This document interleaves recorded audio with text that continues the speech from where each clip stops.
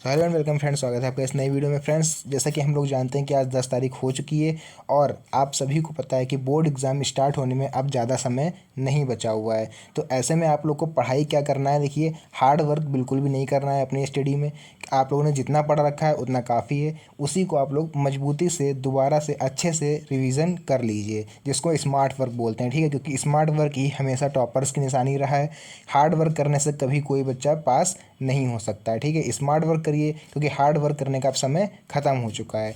Smart work क्या होता है, आप लोग को थोड़ा 2 मिनट के अंदर समझा देते हैं क्या होता है। देखिए कि आप लोगों ने अभी तक जितना पढ़ रखा है, ठीक है, फिजिक्स में आपके मान लीजिए 26 चैप्टर हैं। ठीक है, 26 चैप्टर आपके फिजिक्स में है। इस समय आपकी करंट सिचुएशन ये है कि आपके 26 में से केवल 10 ही चैप्टर अच्छी तरह से तैयार हैं। तो आपको क्या करना है कि अब आपकी कोशिश क्या रहेगी, हम पहले आप लोग का ओपिनियन बताते हैं कि आप लोग ये सोच रहे होगे कि यार 10 ही चैप्टर अभी हमारे स्टार्ट हुए हैं, मतलब 10 ही चैप्टर मेरे कंप्लीट हो पाएँ। तो ऐसा करते हैं कि 26 में से 10 यार बहुत कम होते हैं, तो ऐसा करो 5 चैप्टर और पढ़ लो। तो एग्ज़ाम में जाने से पहले पहले क्या हो रहा है कि 16-17 चैप्टर मेरे हो जाएंगे। तो ये चीज़ आप बिल्कुल दिमाग से निकाल दीजिए कि हमें एग्ज़ाम से पहले पहले ज़्यादा पढ़ लेना है। तो ये बिल्कुल भी आप दिमाग से निकाल दीजिए। करना क्या है इस समय, क्योंकि जितना आप लोगों ने पढ़ रखा है, देखिए 26 में से कितने आपके तैयार हैं, 10 चैप्टर अच्छी तरह से तैयार हैं। तो इन्हीं 10 चैप्टरों को आप इतना मजबूत कर लीजिए, इतना मजबूत कर लीजिए कि उसमें से अगर एक बहुविकल्पी भी पूछ लेना अगर आपसे कोई अचानक से, तो उसको आप फट से आंसर दे दो। तो मैं गारंटी के साथ कह सकता हूँ कि आप लोग 100% पास हो जाओगे। ठीक है, बोर्ड एग्ज़ाम की कोई टेंशन बिल्कुल मत लीजिए। कोई इतना कठिन, कभी भी इतना कठिन क्वेश्चन पेपर बन ही नहीं सकता कि आप लोगों से वो चीज़ सॉल्व ना हो। तो ये रही थोड़ी देर की मोटिवेशन क्लास आप लोगों के लिए। तो चलिए फिलहाल आज की वीडियो को हम लोग स्टार्ट करते हैं। देखिए, पहला क्वेश्चन यहाँ पर क्या है कि अर्धचालक क्या है। ठीक है, तो ये जो फिजिक्स के हम आज मोस्ट इंपॉर्टेंट 15 क्वेश्चंस बताने वाले हैं, इस पर थोड़ा ध्यान दीजिएगा आप लोग कि आप लोग की तैयारी है कि नहीं। जिनकी है अच्छी बात है, नहीं है तो और आप लोग अच्छे से रिवाइज कर लीजिए इसको। ठीक है, तो देखिए पहला क्वेश्चन हमारा यहाँ पर है कि अर्धचालक क्या है। ठीक है, अर्धचालक मतलब कि यहाँ पर आप लोगों से पूछा गया है एक तरह से सेमी कंडक्टर।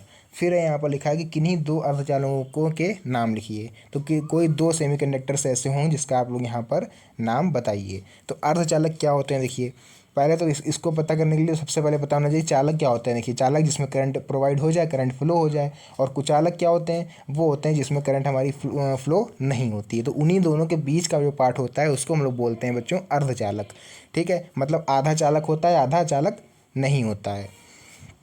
तो अर्धचालक वे पदार्थ होते हैं जिनमें विद्युत चालकता चालक और विद्युत रोधी के बीच होती है। तो विद्युत रोधी यहाँ पर वही कुचालक जिसमें प्रोवाइड नहीं हो सकती करंट, जैसे लकड़ी। तो वो क्या हुई हमारा कुचालक, उसमें हम लोग क्या करंट फ्लो करा सकते हैं, लकड़ी में नहीं करा सकते हैं। ठीक है, और चालक वो होते हैं जिसमें करंट आसानी से हम लोग फ्लो करा सकते हैं, जैसे तांबा। फिर देखिए इसका एग्जाम्पल क्या हुआ, 2 एग्जाम्पल भी लिखने के लिए बोला है, तो आप लोग एग्जाम्पल लिख देंगे यहाँ पर। पहला एग्जाम्पल आप लोग यहाँ पर लिख देंगे जर्मेनियम, दूसरा लिख देंगे सिलिकॉन। ये जो होते हैं ये अपने बिहेवियर इन पर डिपेंड करता है कि आप करंट अगर प्रोवाइड कराओगे तो ये प्रोवाइड करा भी सकते हैं, फ्लो करा भी सकते हैं, और इसमें फ्लो नहीं भी हो सकता है। ठीक है बच्चों, तो ये पहला क्वेश्चन क्लियर हुआ। उसके बाद देखिए यहाँ पर नेक्स्ट क्वेश्चन क्या है हमारा, अर्धचालकों को गर्म करने पर उनकी विद्युत चालकता किस प्रकार प्रभावित होती है। तो अभी तक आप लोग को 2 क्वेश्चन आप लोगों ने पढ़े, आप लोग को ये तो समझ में आ गया होगा कि हमारा किस चैप्टर से हमने ये 15 क्वेश्चन उठाए हैं। तो आपका जो चैप्टर है वो अर्धचालक करके जो चैप्टर है जिसमें पीएन संधि डायोड वगैरह होते हैं, तो वही वाला चैप्टर हमने उठाया है, और उसके संपूर्ण जो 15 क्वेश्चन है वही आप लोग को यहाँ पर देखने को मिलेंगे। ठीक है, तो फिलहाल इसका आंसर क्या होगा, देखिए कि अर्धचालक को गर्म करने पर उनकी विद्युत चालकता किस प्रकार प्रभावित होती है। तो इसका आंसर हम लोग देख लेते हैं कि जब किसी शुद्ध अर्धचालक को ठीक है गर्म किया जाता है, तो कुछ सहसंयोजक बंध जो होते हैं बच्चों वो टूट जाते हैं बीच में। ठीक है, जिससे क्या होता है कि संयोजक इलेक्ट्रॉन गति करने के लिए मुफ्त हो जाता है। जैसे जैसे ताप बढ़ाते रहेंगे वैसे वैसे क्या होता रहेगा, मुफ्त इलेक्ट्रॉनों की संख्या भी बढ़ती जाएगी।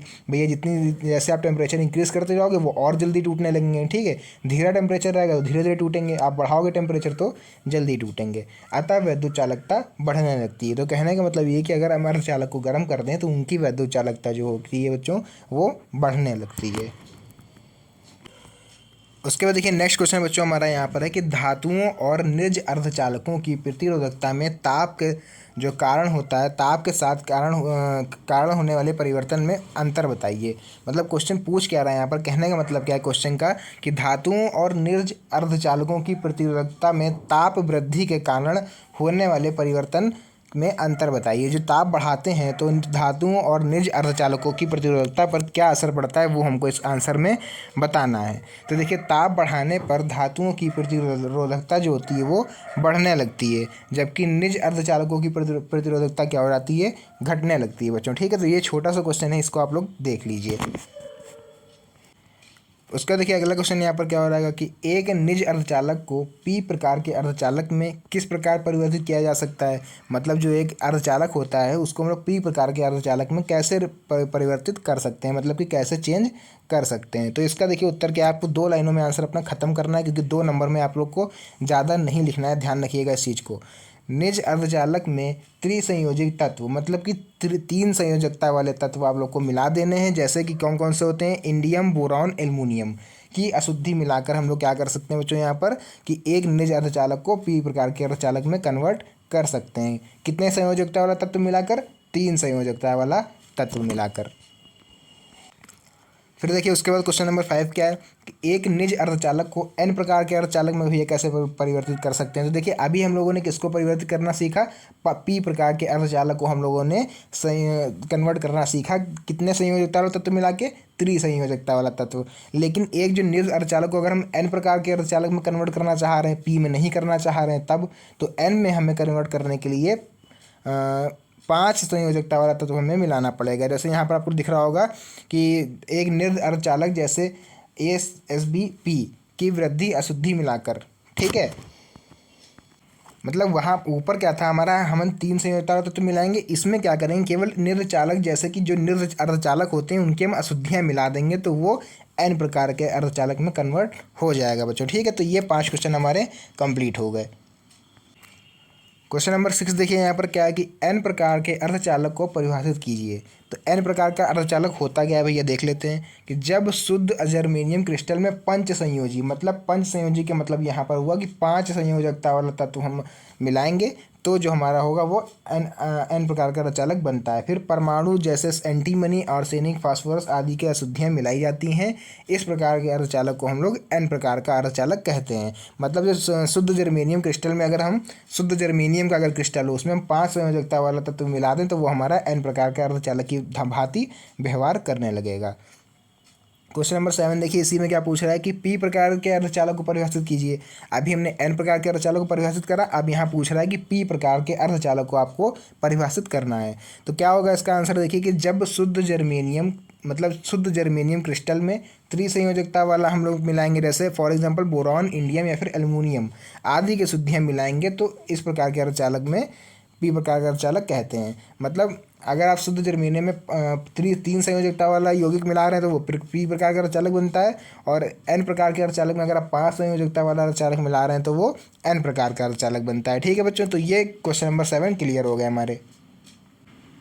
क्वेश्चन नंबर 8 देखिए, पूछ रहा है हमसे कि पी प्रकार के अर्धचालक में एन प्रकार के अर्धचालक में बहुसंख्यक आवेश वाहकों के नाम लिखिए। तो कौन कौन से होते हैं देख लेते हैं जरा हम कि पी प्रकार के अर्धचालक में बहुसंख्यक मतलब धारावाहक होल होते हैं, और एन प्रकार में क्या होते हैं, बहुसंख्यक वाहक इलेक्ट्रॉन होते हैं। तो होल को पी प्रकार में क्या होता है, इलेक्ट्रॉन, पी प्रकार के अर्धचालक में क्या होते हैं, होल होते हैं, और एन प्रकार में इलेक्ट्रॉन, जिसको कोटर बोलते हैं। ठीक है, तो या तो आप प्लस माइनस रख सकते हो, पी में प्लस एन में माइनस, या फिर पी में होल रख सकते हो, तो इसमें एन में आपको कोटर रखने पड़ेंगे। कोटर बोले तो इलेक्ट्रॉन एक तरह से। ठीक है,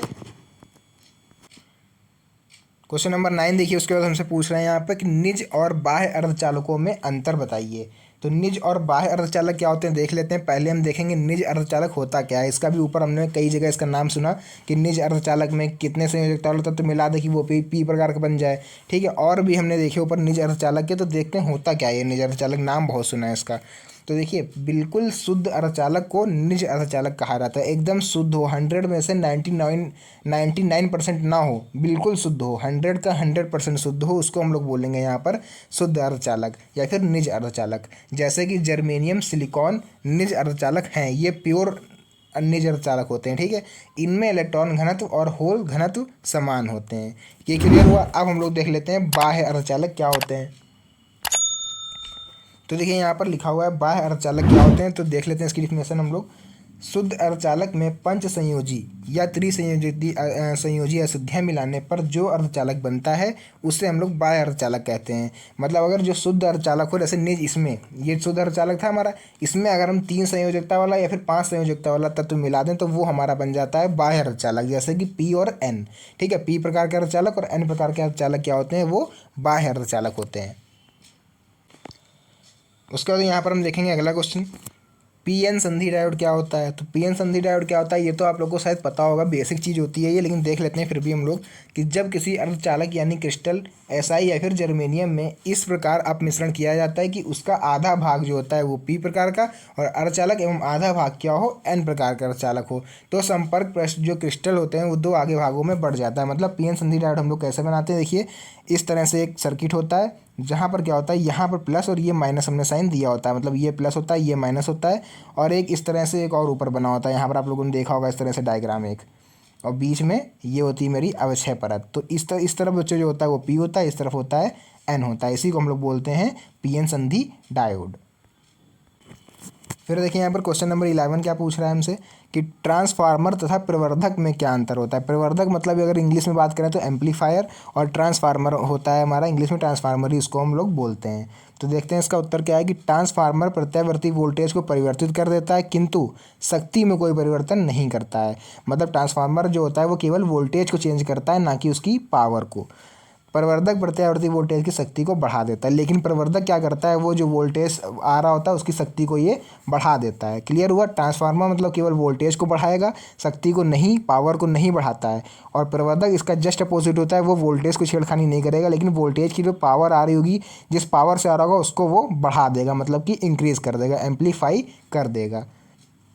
क्वेश्चन नंबर 11 देखिए, डोपिंग किसे कहते हैं, यह क्यों आवश्यक है। तो भैया डोपिंग क्या होती है, देखिए शुद्ध अर्धचालक क्रिस्टल में विशेष विधि से अशुद्धियाँ मिलाने की क्रिया को ही हम लोग डोपिंग कहते हैं। मतलब जो शुद्ध अर्धचालक हो उसमें हम लोग क्या करें, धीरे धीरे बिल्कुल आराम आराम से क्या करें, अशुद्धियाँ धीरे धीरे मिलाते जाएं। ठीक है, उससे हम लोग क्या बोलते हैं, डोपिंग कहते हैं। अर्धचालक की चालकता बढ़ाने के लिए डोपिंग आवश्यक होती है। क्लियर हुआ डोपिंग किसे कहते हैं, ठीक है। उसके बाद यहाँ पर देखिए क्वेश्चन नंबर 13 क्या है, पीएन संधि के संदर्भ में निम्न पदों को समझाइए। सबसे पहले होता है अनावृत आवेश, कि भैया अनावृत आवेश होता क्या है। तो देख लेते हैं जरा अनावृत आवेश क्या होता है। संधि के पास होल एवं इलेक्ट्रॉनों के विसरण के कारण, मतलब जो संधि होती है, अभी हमने ऊपर एक डायग्राम बना के बताया था आपको कि ये पी होता है इधर, एक सेकंड, यहाँ पर क्या हमने बताया था, इस तरह से ऊपर डायग्राम बनाया था कि इधर वाला भैया पी, इधर वाला होता है हमारा एन, और ये बीच वाला जो हमारा हो रहता है वो क्या हो रहता है बच्चों, अवक्षय परत हो जाती है। तो ये होती है हमारी बीच की जो होती है, इसको अवक्षय परत बोलते हैं। अभी देखिए हम लोग आगे पढ़ने वाले हैं इसके बारे में, अगर पीछे दिख रहा हो आपको बैकग्राउंड में, तो सेकंड टॉपिक ही मेरा क्या है, अवक्षय परत है। ठीक है, तो देखते हैं क्या है। संधि के पास होल एवं इलेक्ट्रॉन के विसरण के कारण, ये जो संधि होती है हमारी बीच में, इसको हम लोग संधि भी बोलते हैं। तो इसमें क्या होता है, इधर देखिए, इधर हमारे होल होंगे, इधर क्या होंगे, कोटर होंगे। तो एन क्षेत्र में शक्तिहीन धनावेशित दाता आयनों की पी क्षेत्र में गतिहीन ऋणावेशित ग्राही आयनों की अधिकता हो जाती है। इन गतिहीन आयनों को जो उदासीन नहीं हो पाते अनावृत आवेश कहते हैं। मतलब क्या होते हैं, यहाँ जो बच्चों प्लस वाले अंदर भरे होते हैं या तो होल भरे होते हैं, और इधर जो होते हैं कोटर वो माइनस वाले होते हैं। तो plus minus plus minus plus minus जो होते हैं सब आपस में मिल जाते हैं और न्यूट्रल हो जाते हैं, इसको उदासीन बोलते हैं। लेकिन कुछ ऐसे आयन बच जाते हैं जो उदासीन नहीं हो पाते। मान लीजिए इसमें हमारे पास क्या था, इसमें हमारे पास पी में देखिए यहाँ पर हमारे पास 10 जो थे वो प्लस वाले थे, और इधर हमारे क्या थे, मान लीजिए 9 होंगे माइनस वाले। ठीक है, तो भैया 9 प्लस और 9 माइनस मिलकर तो बराबर हो जाएंगे, लेकिन एक आयन हमारा इस तरफ बच रहेगा, प्लस वाला इधर एक बच रहेगा। तो वही होगा यहाँ पर हमारा अनावृत आवेश, जिसकी आवश्यकता नहीं थी लेकिन फिर भी वो था। क्लियर हुआ ये चीज़, अनावृत आवेश क्या होता है। ठीक है, अब हम लोग देख लेते हैं अवक्षय परत। तो देखिए यहाँ पर अवक्षय परत क्या होती है, हम लोग देख लेते हैं। वही जो बीच में भी हमने आपको बताया, डायग्राम फिर से बना दें ताकि आप लोग को यहाँ पर साफ दिखे। ये डायग्राम था मेरा, ये बीच में जो इधर पी था, इधर क्या था, एन था, ये थी मेरी अवक्षय परत बीच में जो होती है। इसका काम क्या होता है, अच्छा अवक्षय परत का, ये प्लस वालों को जो है न्यूट्रल कर लेती है। ठीक है, प्लस माइनस वाले जो बच जाते हैं उनको अपने में समा लेती है, इसमें कोई भी करंट फ्लो नहीं होती है। देखिए क्या होता है, जब पी प्रकार और एन प्रकार के अर्धचालक को जोड़कर पीएन संधि डायोड बनाया जाता है। तो देखिए ये पी ये एन को जोड़ के क्या बना दिया गया, पीएन संधि डायोड। तो संधि पर कुछ होल पी क्षेत्र से एन क्षेत्र की ओर, मतलब जो कुछ होल होते हैं वो पी से एन की तरफ या फिर पी से एन की तरफ, और कुछ एन क्षेत्र से पी क्षेत्र की ओर, मतलब जो कुछ होते हैं बच्चों वो जाते हैं पी से एन की तरफ और कुछ होते हैं जो एन से पी की तरफ जाते हैं, मतलब आपस में इंटरचेंज होते रहते हैं, ठीक है। और एक दूसरे और क्या करते हैं यहाँ पर, एक दूसरे को समाप्त कर देते हैं। तो इस प्रकार संधि के दोनों ओर एक पतली परत 10 से 3 सेंटीमीटर के बीच में उत्पन्न हो जाती है, जिससे ना तो इलेक्ट्रॉन होते हैं और ना ही होल होते हैं। इस परत को ही हम लोग अवक्षय परत बोलते हैं। मैंने आपको बताया कि जो बीच में परत होती है वो उदासीन होती है, ठीक है। इसके बाद हम लोग नेक्स्ट पॉइंट देख लेते हैं यहाँ पर प्राचीर विभव क्या होता है। तो देखिए बच्चों, यहाँ पर प्राचीर विभव क्या होता है ये हम लोग देख लेते हैं। प्राचीर विभव जो होता है वो संधि पर होलों और इलेक्ट्रॉनों के विसरण के कारण पी क्षेत्र, मतलब जो जिसमें ऋण इलेक्ट्रॉनों की कमी होती है, ठीक है, होल की कमी होती है मतलब, और एन क्षेत्र धनात्मक इलेक्ट्रॉनों की कमी होती है, हो जाती है। फलस्वरूप दोनों क्षेत्र के मध्य एक विद्युत क्षेत्र उत्पन्न हो जाता है। भैया हमने ऊपर बताया था आपको कि इधर प्लस वाले होंगे जैसे 10, इधर होंगे 9, तो आपस में जब वो एक दूसरे को इंटरेक्ट करेंगे तो इससे एक विद्युत क्षेत्र भी जनरेट होता है, ठीक है। तो वही यहाँ लिखा है कि विद्युत क्षेत्र उत्पन्न हो जाता है। इस क्षेत्र मतलब इस प्रकार होता है कि मानो एक काल्पनिक बैटरी का ऋण सिरा पी क्षेत्र से और धन सिरा एन क्षेत्र से जुड़ा हो। पी और एन क्षेत्र के मध्य स्थापित विद्युत क्षेत्र के कारण उत्पन्न विभवांतर को ही हम लोग क्या बोलते हैं, प्राचीर विभव। मतलब जैसे ये समझिए, ये हमारे पास क्या बना हुआ है, एक पी एन संधि डायोड बना हुआ है, इधर पी इधर एन। हमने अभी क्या बताया था आपको कि इधर मान लीजिए हमारे पास क्या है, 10 इलेक्ट्रॉन हैं, मतलब 10 इलेक्ट्रॉन, एक मिनट, 10 प्लस के हैं और इधर क्या है हमारे पास 9 माइनस के हैं। तो ये जब आपस में इंटरेक्ट होंगे एक दूसरे से, प्लस वाले माइनस से और माइनस वाले प्लस से, तो एक विद्युत क्षेत्र बीच में यहाँ पर जनरेट हो जाएगा। तो इसी कारण बच्चों जो विभवांतर उत्पन्न होगा, जब भाई जहाँ करंट होती है वहाँ वोल्टेज भी होता है, तो जो इसी करंट के कारण जो वोल्टेज उत्पन्न होता है उसी को हम लोग यहाँ पर बच्चों प्राचीर विभव बोलते हैं। तो उम्मीद है ये वीडियो आप लोग को बढ़िया लगी होगी और सारे टॉपिक आपको यूज़फुल लगे होंगे। वीडियो अच्छी लगी हो तो वीडियो को लाइक करिएगा, और अगर ये पूरा टॉपिक आपको समझ में आ गया हो तो कमेंट में बताइएगा ज़रूर। और ऐसे ही इंपॉर्टेंट टॉपिक के लिए चैनल को सब्सक्राइब कर लीजिए, ताकि आगे आने वाली वीडियो हमारी सबसे पहले आपको मिल पाए, क्योंकि हम शुरुआत में ही बता चुके हैं कि अब देखिए बच्चों टाइम बहुत ही ज़्यादा कम बचा हुआ है। तो ऐसे में आप लोग की प्रिपरेशन बहुत ही फास्ट ट्रैक मोड में होनी चाहिए। फास्ट ट्रैक मोड में तभी हो पाएगी जब सभी इंपॉर्टेंट क्वेश्चन आप लोग को टाइम टू टाइम मिल जाएंगे। तो ऐसे इंपॉर्टेंट क्वेश्चन को टाइम से पहले पाने के लिए हमारे चैनल को सब्सक्राइब करिए, ताकि आने वाली जो वीडियो है उसका नोटिफिकेशन आपके पास सबसे पहले आ जाए और आप उसको समय रहते देख पाओ, ठीक है। तो मिलते हैं नेक्स्ट वीडियो में और अच्छे इंटरेस्टिंग टॉपिकों के साथ, तब तक के लिए धन्यवाद।